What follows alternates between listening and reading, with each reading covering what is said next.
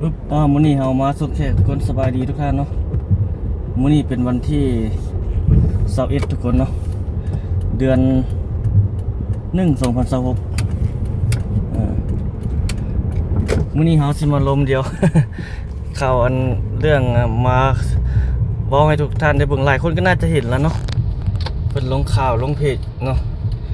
เรื่องเฮ็ดทางทุกคนระหว่างเชียงขวางมาหาปากสันเนาะได้ยินข่าวจะมีบริษัทเอกชนเพิ่นสัมปทานบ่หรือว่าอย่างประมาณนี้แหละสัมปทานแล้วเนาะมันจะมีการ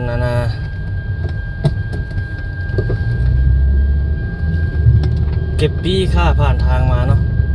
ตั้งแต่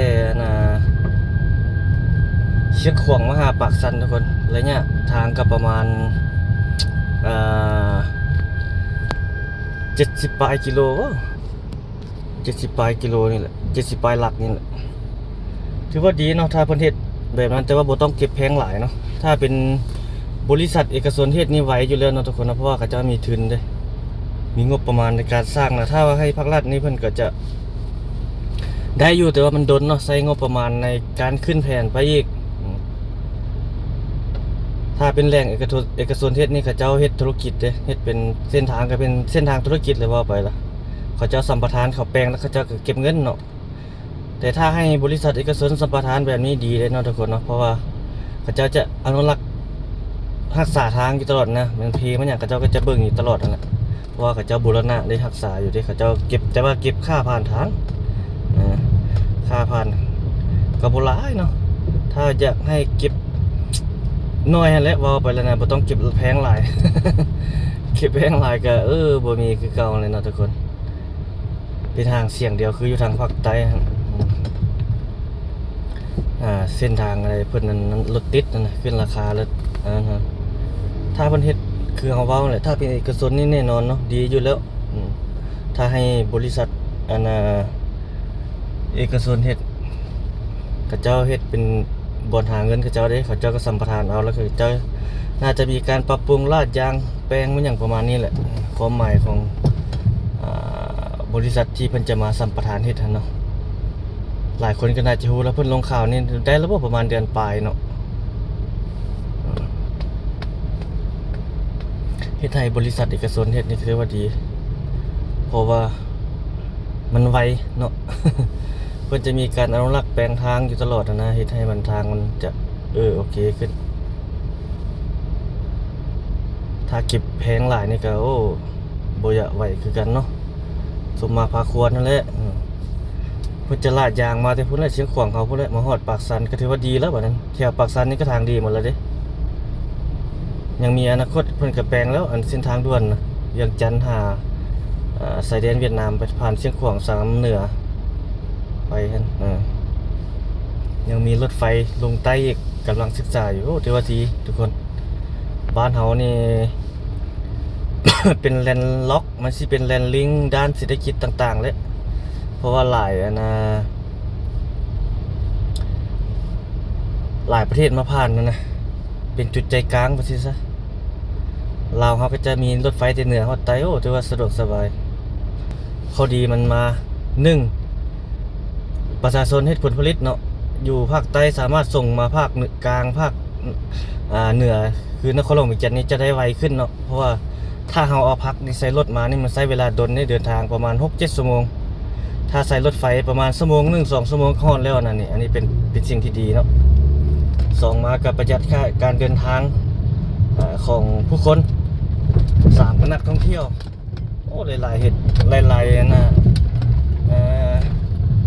หลายๆอย่างทุกคนเนาะข้อดีนะข้อดีมันจะเป็นไปหลายๆอย่างแบบนั้นเฮ็ดได้นี่ถือว่าดีหลาย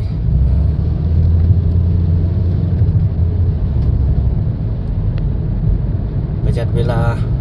นักท่องเที่ยวก็สะดวกสบายเที่ยวเหนือฮอดใต้ใช้เวลาในการเดินทางบ่ได้เมื่อยหลาย ขี่รถชมวิวสบาย 2-3 ชั่วโมงฮอดภาคใต้แล้วว่าซั่นไปเช้าแล่นกลับก็ได้นะความหมายแต่ว่าปัจจุบันนี้เดินทางด้วยรถมันก็ทางดีอยู่แล้วแต่ว่ายังใช้เวลาดนอยู่สมควร5-6 ชั่วโมงพุ่นแหละลงฮอดใต้ก็ได้ถ้ามันเฮ็ดตัวนั้นดีแล้วก็สบาย การเดินทางมันจะไวขึ้นเนาะประชาชนทำการผลิตมันก็จะมีส่งออกมาทางนี้ได้ไวขึ้นนะอันนี้ได้ใส่ยนต์ปัจจุบันถ้าวางส่วนเนาะเพราะนั้นรถไฟมันก็จะดีแล้วเพราะนั้นบ้านเฮาแห่งอยู่บรรดาประเทศอ้อมข้างแม่นแต่ประเทศมหาอำนาจประเทศใหญ่ๆนะประเทศก็จะมีประชากรหลายนะคือข้ามไปไทยนี่ก็หลายขายประชากรเขาเจ้าหลายเวียดจีนแห้งหลายเวียดนามก็หลายอยู่ปัจจุบันนี้ไปจีนนี่หลายเนาะคือกล้วยคืออย่างว่าแตงโมไม่อย่างนะเขาเจ้าเฮ็ดอยู่ทางภาคเหนืออุดมสมอุดมไซบอกกล้วยนี่หลายเขาเจ้าส่งไปจีนเขาเฮ็ดสวนอยู่บ้านเฮาเราไปกินอยู่บ้านเขา เป็นประมาณนั้นถ้าเป็นนาที่เขาเห็นสุดแล้วที่หมักโมเนาะเขาเจ้าเฮ็ดถ้าบ่ได้มาตรฐานเขาเจ้าจะบ่ให้เอาเข้าประเทศเขาเด็ดขาดเลยเขาเห็นลงเพจอยู่ทุกคนวางเดือนแล้วนี่เนาะมาแตงโมบ่เอาบ่ให้เอาเข้าประเทศเขาเจ้านะแบบใส่ยาหลายนะมันมีสารนะนั่นแหละทุกคนเขาเข้มงวดเนาะถ้ามันบ่ได้มาตรฐานบ่เป็นกินทำลายสุขภาพของพลเมืองเขาเจ้าบ่เอาเด้ถ้าเห็นเขาเจ้าเอาลงมาทางภาคเอาลงมาทางเวียงมาอย่างประมาณนี้แว่วๆประมาณนี้แหละโอ้ประมาณนี้เนาะถ้าผิดพลาดก็ต้องขอโทษขออภัยทุกอย่างต้องอยู่ในอย.ให้มันถูกอันนั้นเนาะถ้าจะไปแบบนั้นโอ้อันตรายทุกคนเลยมันบ่ได้มาตรฐานแล้วมาปั่นเดี๋ยวกินนี่ค่าเดียวนะอะไรเงี้ยยาวเด้นี่มันเขาเจ้าใส่ยุกใส่ยาประเทศเขาเจ้าก็ยังบ่เอาส่วนของส่วนกับส่วนคนเขาเจ้ามาเฮ็ดมานั่นคือกันแต่บ่ได้มาตรฐานเขาก็บ่เอาเนาะบางคนเห็นแก่โตได้มันใส่ยาเร่งเราไปขายเอาเงินระยะนะบ่ได้คำนึงถึงผลกระทบมันอย่างประมาณนี้ได้พวกนะเห็นแก่โตนะถ้าผู้เห็นแก่โตตัวเองกินได้จังก็ไปให้คนอื่นกินแม่นบ่ นี่ตัวเองหวังเอาแต่เงินแล้วบ่เห็นผลประโยชน์บ่เห็นสุขภาพคนอื่นนี่อันนี้แหละคนเห็นแก่โตไปจะใส่ก็บ่ได้เนาะทุกคนเนาะแบบคนแบบนี้เป็นแบบนั้นเลยเอาเว้าตามความเข้าใจความคิดของเราเป็นประมาณนี้ถ้าผิดพลาดก็ต้องขอโทษขออภัย โอ้อันตรายได้แบบนั้นทุกคนเลยนี่แหละทุกคนข้อดีมาอัปเดตการพัฒนาอยู่บ้านเฮาให้ทุกท่านได้เบิ่งได้ชมตามข่าวสารบ้านเมืองที่เราเห็นในลงเพจลงอย่างนั่นแหละเนาะก็เป็นข้อมูลคร่าวๆมาแนวนั้นเรามาเว้าโอ้ลมให้บรรดาท่านได้เบิ่งได้ชมนำอย่างประมาณนี้ฮะ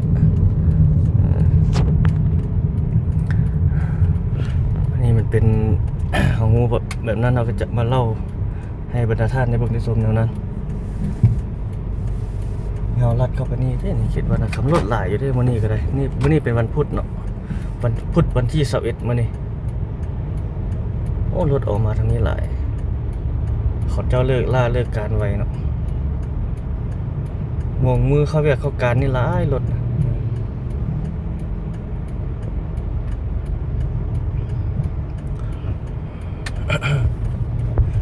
นี่ไปบ่ได้เลยวันนี้เราออกมาไวโพดยูเดียวแล้ว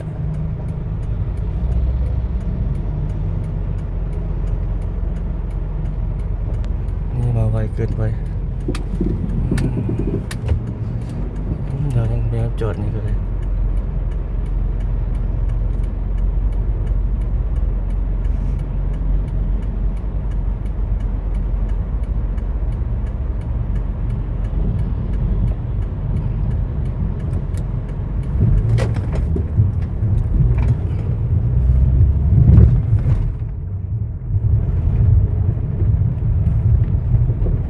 จน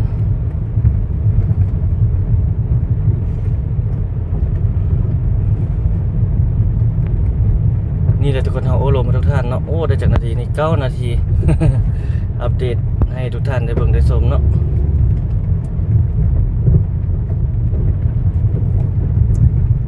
ข่าวการพัฒนาอยู่บ้านเฮาเส้นทางจุดไหลบอลอยู่บ้านเฮาก็เพ่มันก็มีการปรับปรุงแก้ไขได้ละ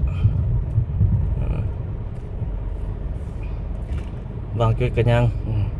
บางจุดก็ให้บริษัทเอกชนเข้าสัมปทานเฮ็ดคือเขาเห็นนั่นแหละ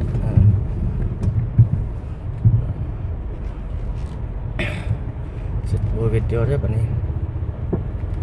โอ้เวทเดียวไปแล้วไปได้อยู่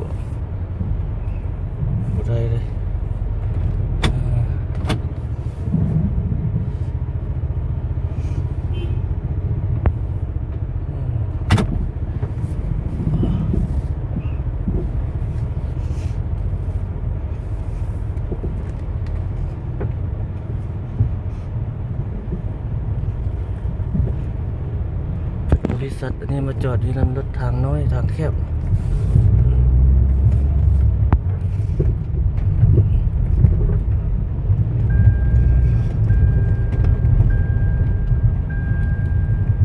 อันนี้สัญ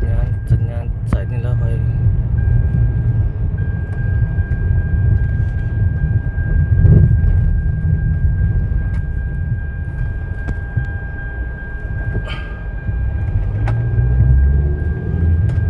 รถหลายบ้านเฮาก็นับมือนับหลายขึ้น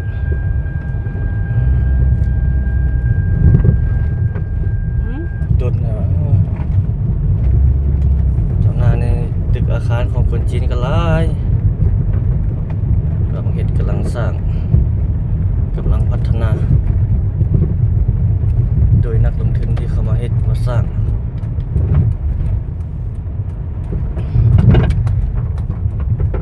เอาคลิปนี้ประมาณนี้ทุกคนเลย โอลมทักทายท่านผู้ชมเป็นการสัญจรในมื้อนี้มาแล้วก็อัปเดตข่าวประมาณนั้นแหละ